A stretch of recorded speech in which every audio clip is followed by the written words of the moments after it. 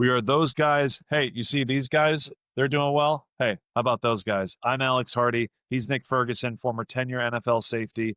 And we're here to bring you the NFC South, previewing every single division before the 2025 season kicks off.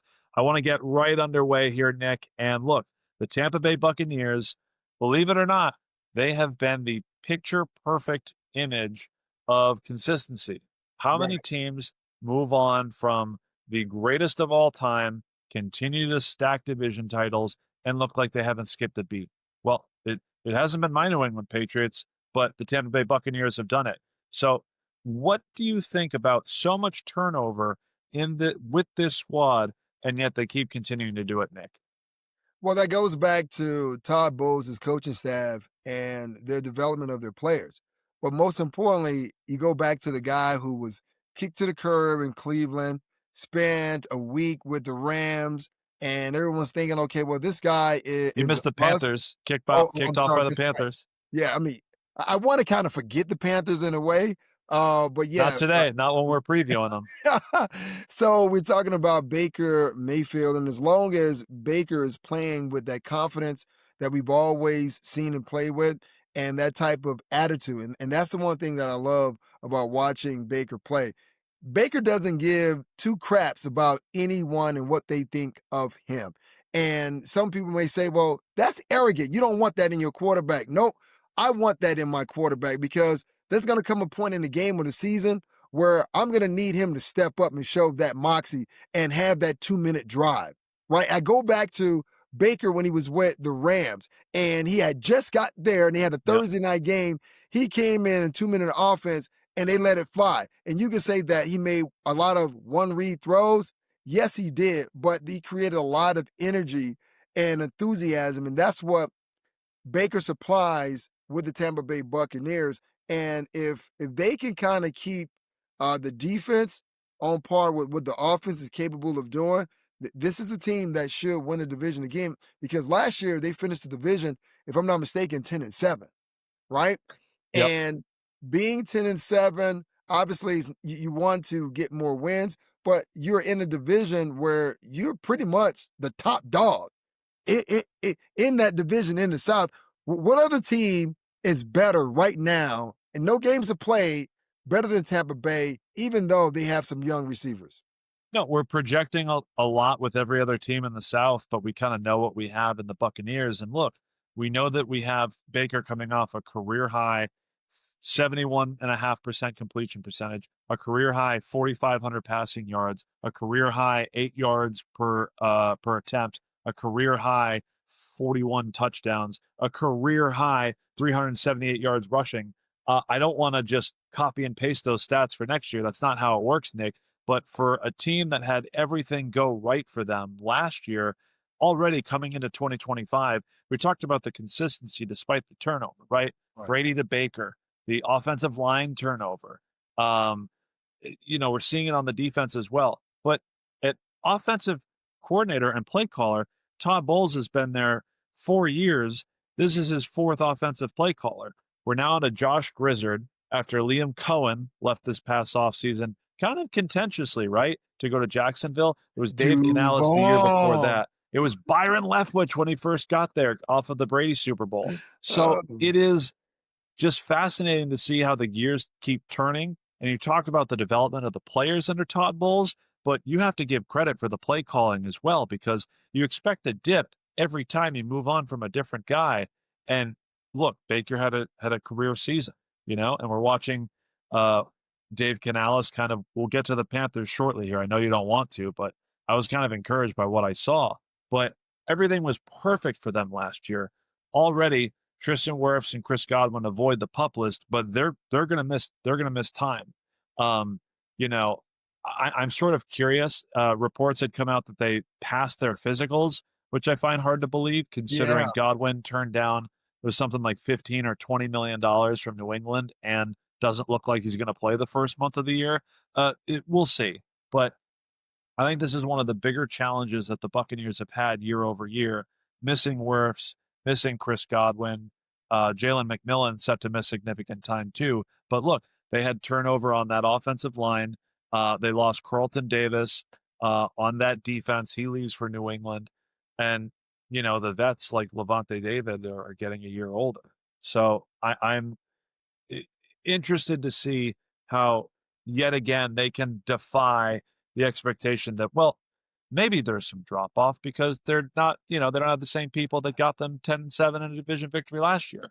So maybe we have them winning the division. Maybe we don't because of what the Atlanta Falcons look like they're doing. And my question for you, Nick, last year, 2024, how can a team live with one foot in the present and one foot looking toward the future?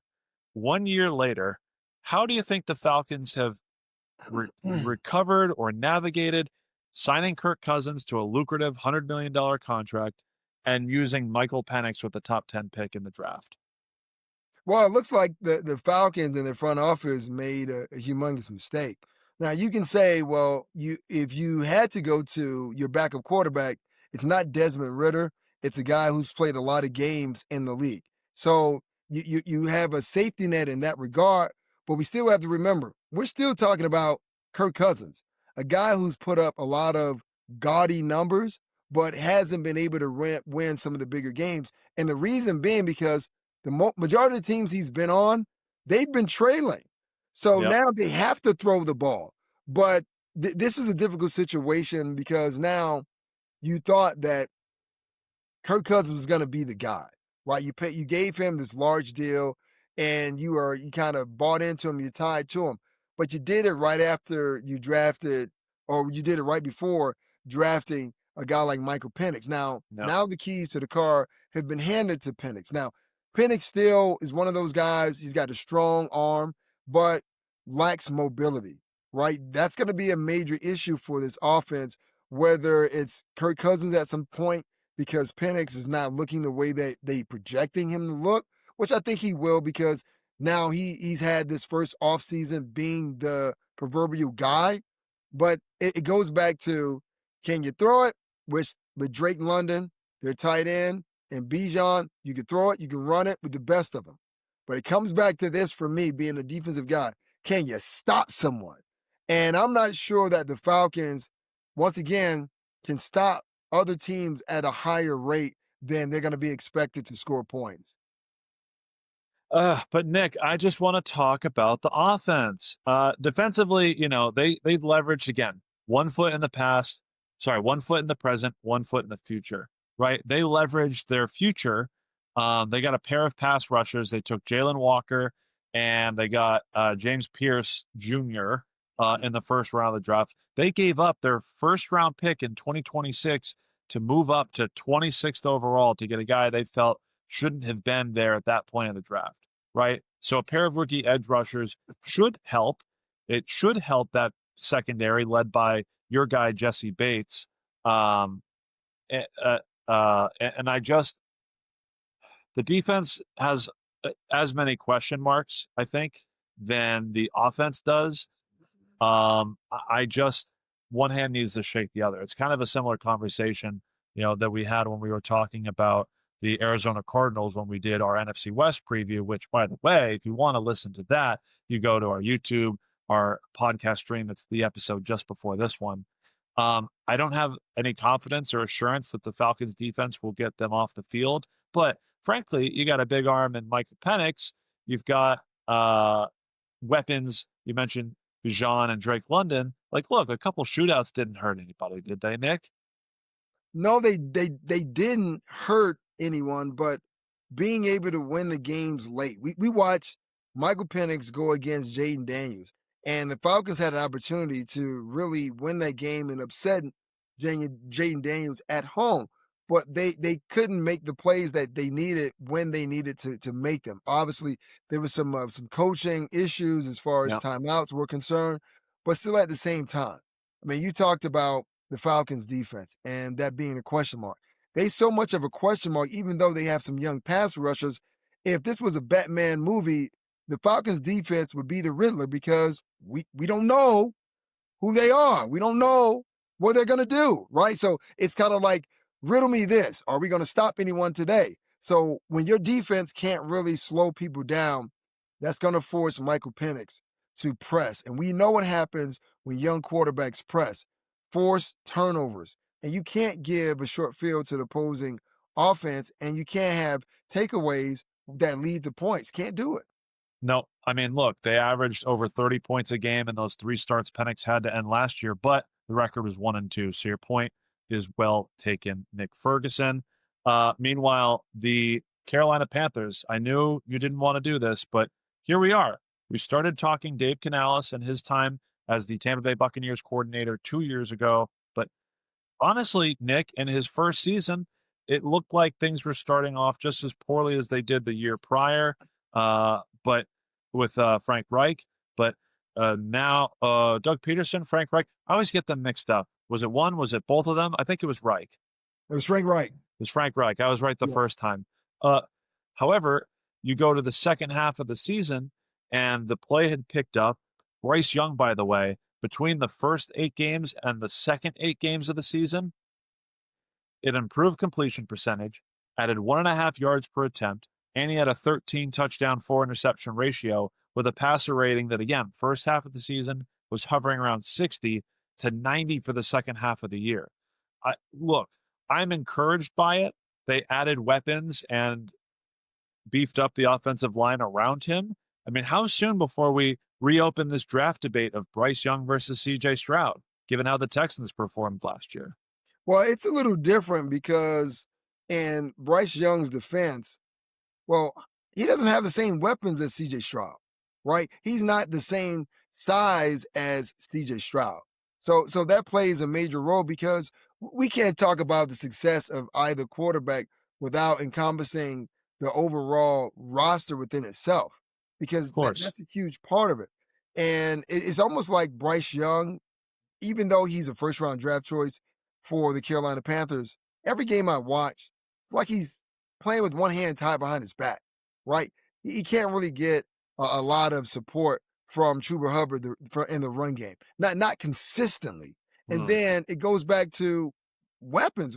Who do you have at the tight end position? Who do you have at the X and the Z? Can they beat man coverage? Can they sit down in the zone? Can they make those 50-50 catches?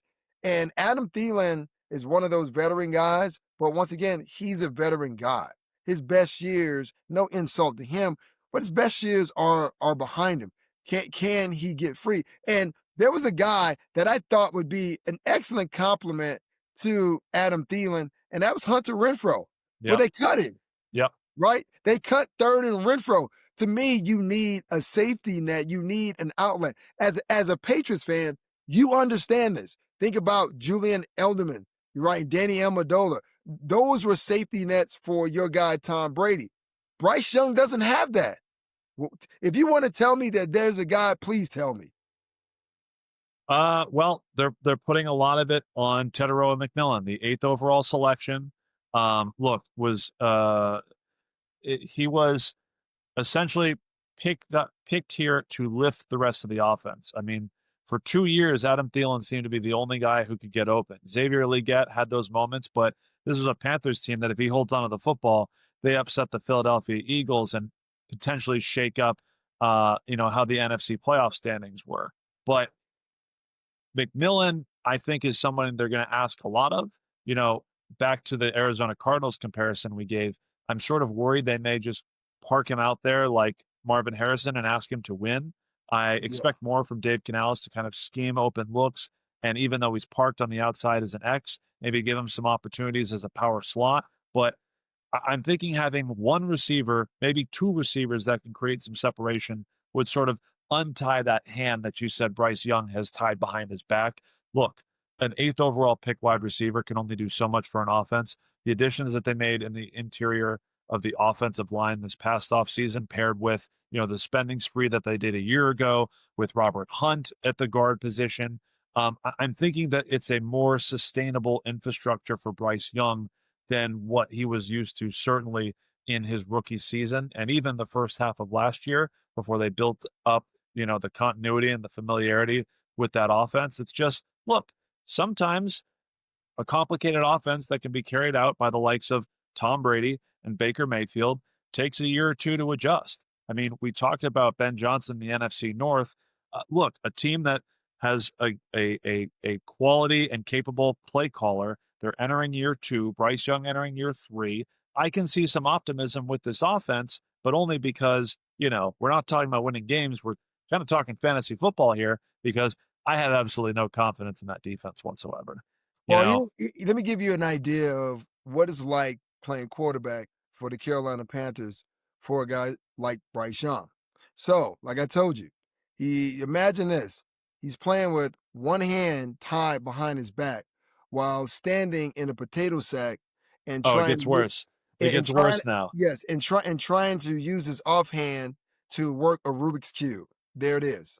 Look, I just gave yes. Jake Plummer was capable of throwing that left-handed pass. I mean, maybe Bryce Young could do it too. I don't know. Listen, I it's love Plums. I love you. I love your guy. I love Plums too, but it's hard being a quarterback when you don't really have that many weapons and everyone is looking at you, especially if you're a first round pick. They're looking at you as being the savior of the franchise. Right. They want you to take and the organization from Clark Kent to damn Superman. You know how difficult that is when you don't have the Justice League around you and your opponents have 11 guys looking at you that have kryptonite on their helmet? That's very difficult, Alex. That's very difficult. I'm not denying it. I'm going to be optimistic that, look, everything starts at the top, and we know David Tepper's temper, but Yes. I'm just going to be optimistic here and hope that it's not the same old Carolina Panthers. Rounding things out, it is the same old New Orleans Saints. Here's a team that needs to be looking toward the future, but instead, Mickey Loomis is living in the present. Like, this is a team that needs to rebuild, has needed to rebuild, needs to get multiple dead cap money dollars off of their salary cap. And instead, they draft the 26-year-old rookie quarterback that's now they're going to be their backup. And then they trade a 4th round and the 7th round pick for a 27-year-old wide receiver from Sean Payton, who apparently still runs this organization. Look, I like Kellen Moore a lot. I'm going to ask some questions about his offense compared to what we saw with Clint Kubiak, which his offense we covered extensively when we did the NFC West preview. But Nick, I just don't get it with Mickey Loomis and just eating all this dead money while refusing to get, in a sense, any bit younger. Well, when you think about it, the Saints have been fleeced on this twice. And it's funny you bring up, Coach Payton, because when you think about what that salary was like for the players on the roster, I mean, it was almost like they had an Amex card and they just kept swiping, swiping. Don't worry about it. We kick that can down the street, swipe, swipe, swipe. And now Sean Payton is in Denver with the richest owners in professional football, and he doesn't have to worry about that. Could you imagine being able to go on a shopping spree for players, swipe the credit card? You don't have to worry about the debt. You don't have to worry about the interest. That's on Mickey Loomis. And oh, by the way, you realize that, you know what? They don't have any big wide receivers. And you have a conversation with Mickey. Say, hey, Mickey, remember those days when we were with the Saints and we had Marcus Colston, Michael Thomas? Man, it would look great if you guys had a big 6'4" type of receiver. You know what? We happen to have a guy named Devon Vele. Why don't you say that we sit down and we chop it up and you give us a 4th and a 7th for a late round pick? Does that sound nice? Using the Jedi mind trick. And Mickey goes, yes, yes. So now reliving in the past, you can't rekindle that. The years are gone. There's no Drew Brees. There's no Deuce McAllister, right? There's no Mark Ingram. But you're living in the past, and then you're doing it with a head coach who is a rookie head coach, albeit he's coming off a successful Super Bowl victory with the Philadelphia Eagles. I mean, you put Kellen Moore in a tight spot. Kellen Moore was the 32nd head coach named, right? They were the last team to announce their head coach, large in part because, they hired him off of the Super Bowl win. They had to wait to do that. They also became the 32nd team to name their starting quarterback this year.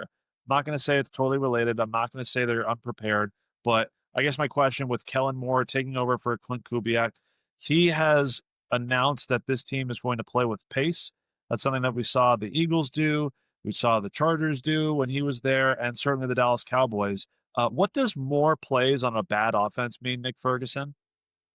Well, you just hope that more plays mean that your defense is playing better against the run than they've done in the previous year, because that was an issue when Dennis Allen was the head coach. They really couldn't slow people down.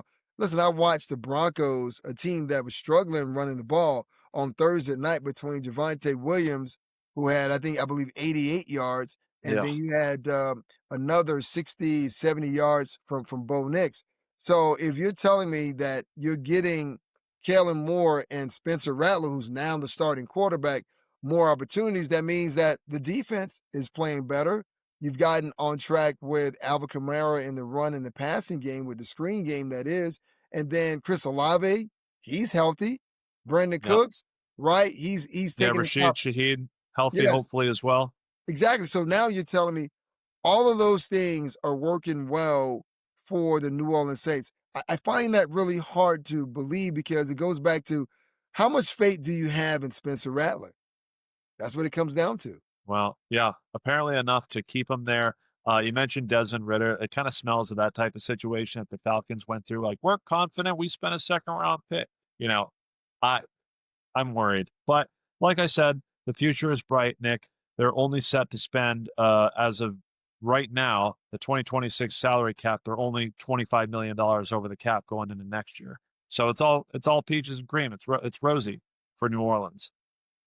Well, it sounds that way, but remember, we're not too many years far removed from the Saints fans wearing paper bags over their faces, right?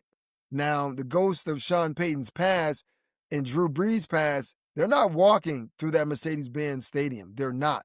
So it's going to be on, Spencer Rattler, Tyler Shuck, and Kellen Moore to kind of put this offense and this organization back in the mainstream conversation.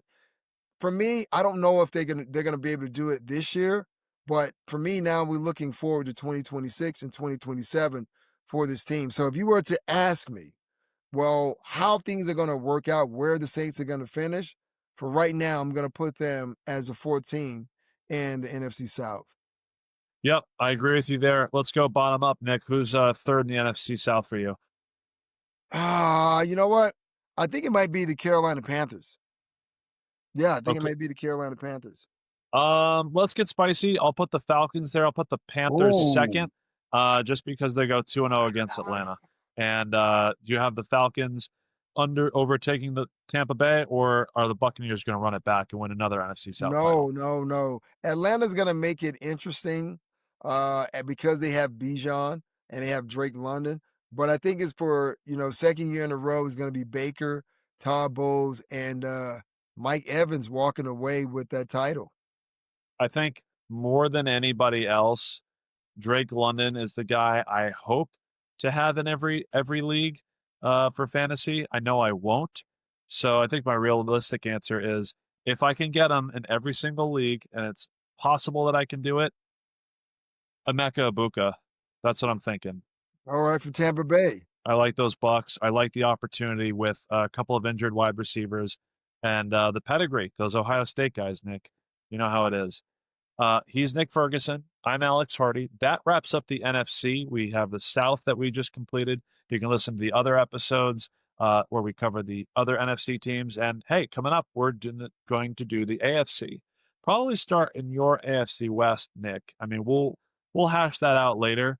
But I just had a thought that at least for now, the AFC West is going to be all about a certain happening, an occurrence that took place this this week. We have an incredible announcement: Taylor Swift and Travis Kelce getting engaged. Not you too. So Not you too. listen, I think I have a couple takes on this. First of all, I think every guy who's a casual football fan that isn't married already sweating bullets. If they're in a committed relationship and their girlfriends are big Taylor Swift fans, they are sweating bullets right now. If Taylor Swift, whose entire career is based off of Breakup writing songs. songs off of breakups and scorned Yes. ex-lovers, and she found her person, um, that somebody's gonna have to go ring shopping. Mm. My other take, what an incredible, unlikely combo that absolutely worked out. You know, you would never expect, how did she put it? The English teacher and the gym teacher getting Yeah. married like this.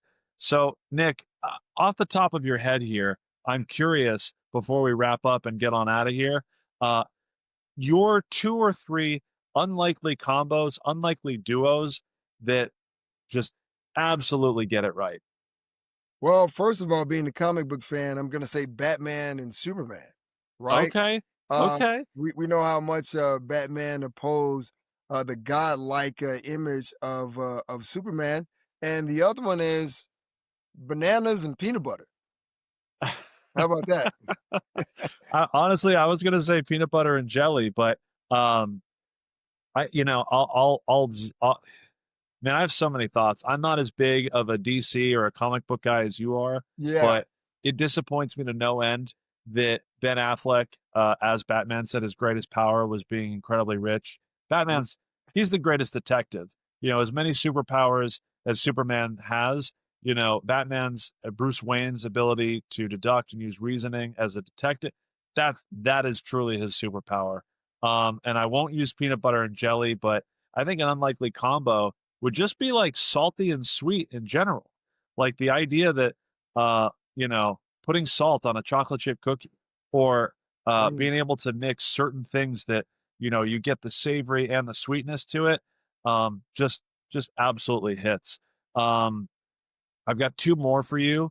There's of course Snoop Dogg and Martha Stewart, Of course. Yeah. unlikely duo that just absolutely crushed it no matter what the venue is. And you know what? As a Boston guy, Aerosmith and Run DMC, Walk This Way. Okay, okay. Unlikely, pair. Uh, Unlikely pair, but yeah. just uh, recharged Aerosmith's career and, allowed Run DMC to expose themselves to an audience for my kind of complexion. Okay, well, I got another one for you. What about, what was it? Miley Cyrus' father?